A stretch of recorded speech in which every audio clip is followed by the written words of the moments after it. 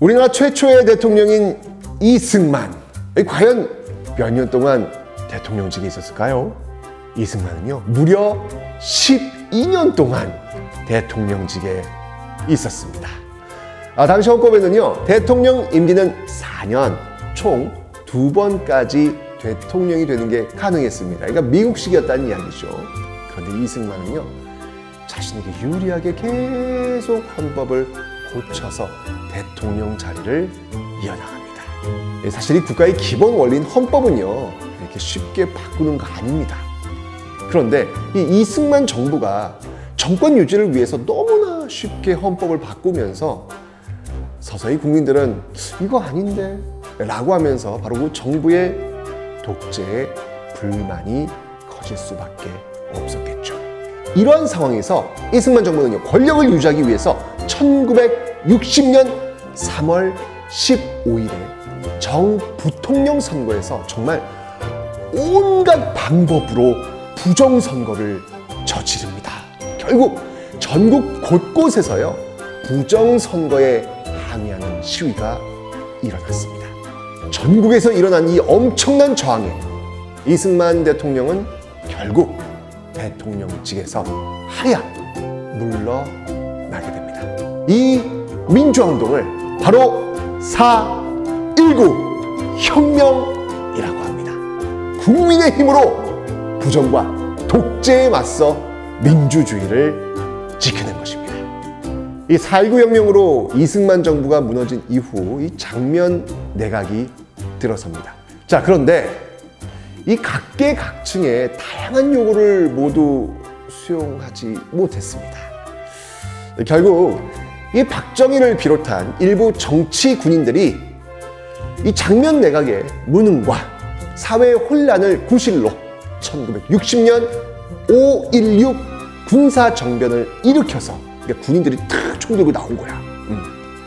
권력을 장악합니다. 이후에는요, 이 박정희가 대통령에 당선되면서 박정희 정부가 수립되었습니다. 이 박정희 정부는 경제개발 자금 마련을 위해서요, 일본과 국교 정상화를 추진합니다. 이때 사과를 일본이 했느냐? 안 해.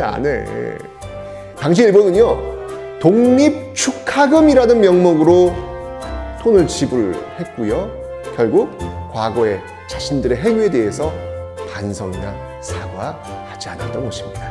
이런 내용이 알려지면서 이 전국에서 굴욕적인 한일회담 반대 시위 당연히 전후해서 일어났겠죠. 근데 정부는 이 시위를 강제적으로 진압하면서 한일협정을 체결합니다.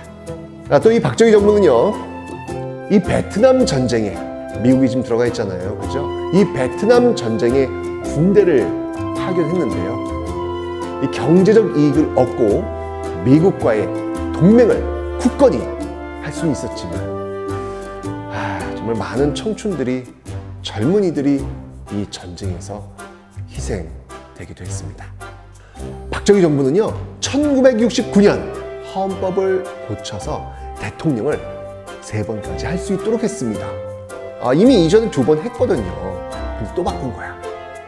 여기서 끝이 아니었습니다. 1972년에는요, 유신헌법을 제정해가지고요, 대통령에게 국민의 기본권을 침해할 수 있는 막강한 권한을 줍니다. 이후 박정희 정부는요, 국민의 민주주의 요구를 단합하죠. 그러다가 박정희 대통령이 피살되는 11.6 사태가 일어나면서 결국 박정희 정부는 무너지게 됩니다.